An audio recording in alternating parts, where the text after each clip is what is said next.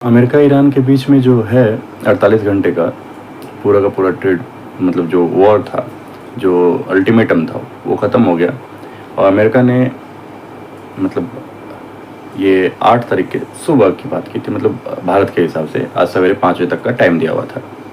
और कल आप देख रहे हो कि क्रूड में जो है, जब क्रूड की बात करते हैं तो क्रूड में आप देख रहे हो कि 10,990 से मार्केट जो है वो नीचे आया है, 10,990 से। और एक बहुत ही सुंदर सा पैटर्न बना रहा है। सुंदर सा पैटर्न मैं इसलिए कर रहा हूँ कि ये जो बढ़त वाली चीज़ थी ना, ये इसको काउंटर कर रही है, एक रिवर्सल बनाने की कोशिश कर रहा है। अब यहाँ पे मे भी हो सकता है, हालांकि देखा जाए तो 11,000 अपने मिसाइलों के साथ जो है ऑपरेशन एपिक फ्यूरी को अमेरिका चला रहा है आगे, और रेलवे लाइन से लेके पुल तक पूरे ईरान पे हमला कर रहा है। लेकिन उसके बावजूद भी ऐसा लग रहा है कि ये जो पूरा मार्केट है वो रिएक्ट कर रहा है इस बात से कि शायद अब युद्ध कुछ ही दिनों में ख़त्म हो जाए। जो भी स्थिति है वो या तो नष्ट ही हो जाएगा ईरान, या फिर इतना कमज़ोर हो जाएगा कि हॉर्मुज़ जो है वो खुल जाएगा। अभी तो मार्केट यही सोच रहा है, इसी हिसाब से चल रहा है। क्योंकि देखो यहाँ पे एक हो सकता है कि ये जो डोजी बनाया ना, ये डोजी बनाने का मतलब है कि अगला हो सकता है कि एक यहाँ पे एक रेड कैंडल बना है और टूटता दिखे आज के दिन।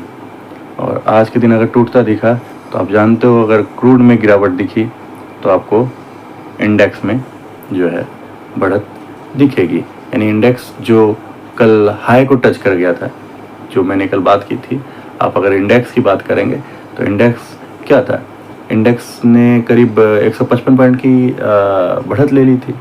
और जो मैंने कहा था कि 23,200 जाए तभी जाके आप इसे पॉजिटिव मानना कि 23,200, तो कल 23,000 को तो तोड़ दिया। और 23,100 पे कल एक्सपायरी भी थी, और 23,123 के आसपास मार्केट घुमा था, और 150 के आसपास भी गया था, तो उस हिसाब से था। तो चलिए इंडेक्स में ही चलिए देख लेते हैं, पहले क्या था इंडेक्स का ही देख लेते हैं। तो चलिए हम इंडेक्स में आ गए, और ये इंडेक्स का अगर आप देखेंगे तो ये इंडेक्स में आपका डेली वाला चार्ट है। तो हम डेली वाला चार्ट को देख रहे हैं। डेली वाला चार्ट में आप देख रहे हैं कि लगातार जो है 3 दिन ये ऊपर गया है। और जो ये ईएमए वाला जो था, मैंने एक ईएमए बोला था, तो ईएमए से ये ऊपर आ गया है, लेकिन अभी भी वो 23,200 को क्रॉस नहीं किया है। अगर आप देख पा रहे हैं तो ये 23,200 को ये क्रॉस अभी भी नहीं किया है। तो जब तक 23,200 को क्रॉस ना करे, यानी 23,200 कहाँ है, ये 23,300 के आसपास दिखा रहा है, मतलब 200-300 जब क्रॉस करेगा ना तो समझ लो। वैसे भी आप उसी पे फोकस करो जो मैंने आपको कहा, क्रूड पे।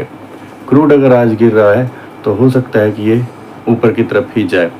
तो एक अच्छा सा पैटर्न बना रहा है डे के हिसाब से। अब क्रूड पे सवेरे सवेरे देखना है, फोकस करना है कि क्रूड कहाँ पे ओपन होता है, नीचे खुलता है, ऊपर खुलता है। अब उस पर तो फोकस करना ही पड़ेगा आपको, बिना उसके काम चलेगा नहीं आज के समय में। और जिस हिसाब से आज तक की डेट थी और 5 तारीख मतलब 5 बजे तक था कि बम्बार्डिंग, और वो होना भी शुरू हो गया है।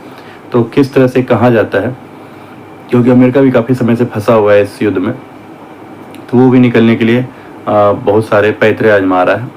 तो अब देखते हैं क्या होता है। अब जो चल रहा है युद्ध तो युद्ध ही होता है, नुकसान तो होता ही है उसमें, तो आप उसमें कुछ नहीं कर सकते। अब इसमें डेली के हिसाब से देखें तो डेली के हिसाब से बहुत अच्छा पैटर्न है, लगातार ऊपर बढ़त बनाया है। अब खुलता कहाँ पे है, अब ये 23,000 जो है इसने अपना एक सपोर्ट बना लिया है। अब 23,000 से नीचे आता है तो फिर आप नीचे की तरफ देखेंगे, और वो 22,800 की तरफ आपको जाता दिख सकता है अगर 23,000 को तोड़ता है तो। नहीं तो फिर आप इसी बीच में 23,200 से 23,000 के बीच में भी घूमते रह सकते हैं। 23,000 एक अच्छा सपोर्ट है, वैसे भी 23,000 हमेशा से अच्छा सपोर्ट होता है। तो 23,000 का मतलब ये मत समझिए, पहले भी मैं बोल चुका हूँ, 23,000 का मतलब 23,000 नहीं होता। 23,000 का मतलब हो जाता है 23,930 तक भी जा सकता है, 930 से 900 तक भी जा सकता है। तो ये होता है, ठीक है। तो इस तरह की चीज़ों को देखें आप, लेकिन 23,000 ही एक पूरा फोकस रखिएगा। 23,000 आपका है, और मार्केट अगर ऊपर खुलती है तो 23,200 से 300 की तरफ बढ़ता हुआ एक बार दिखेगा तेज़ी से, और आपको 200 से 300 की तरफ जाएगा तो फिर 300 के पास आपको एक रिवर्सल या वहाँ पे एक सस्टेन करता हुआ मार्केट में दिख सकता है। और अगर सस्टेन करता हुआ 23,300 के आसपास दिखे आपको, 23,300 के आसपास आपको सस्टेन करता हुआ दिखे तो फिर आप उसे ऊपर की तरफ ही लें। सस्टेन कर रहा है, सीधे रिवर्सल नहीं बना रहा है। देखो अगर गिरना होगा तो वो सीधे वहाँ पे पहुँच करके रिवर्सल बनाता हुआ दिखेगा, और अगर रिवर्सल नहीं बना रहा है, वहाँ पे सस्टेन कर रहा है, तो इसका मतलब वहाँ से ऊपर जाने की कोशिश करेगा वो। हाँ, अगर सस्टेन काफ़ी लंबा कर लिया, अगर उसे ऊपर जाना है तो 15 से 20 मिनट या आधा घंटा सफिशियंट है। वहाँ पे सस्टेन करेगा, आधा घंटा सस्टेन करेगा, फिर वो आगे निकल जाएगा। और अगर उसे गिरना है तो वो 2 घंटे भी हो सकता है कि एक ही जगह पर रुक जाए, तो वो गिर जाएगा। 2 घंटे अगर एक जगह पर रुक गया तो फिर उसके बढ़ने के चांसेस कम हो जाएंगे। तो इस चीज़ को फोकस करना है, ठीक है। तो ये देखना है कि हमें 300 के आसपास, 200 से 300 के आसपास क्या करते हैं। और अगर मान लीजिए ही मार्केट ही खुला 23,000 से नीचे, तो आप क्या करेंगे।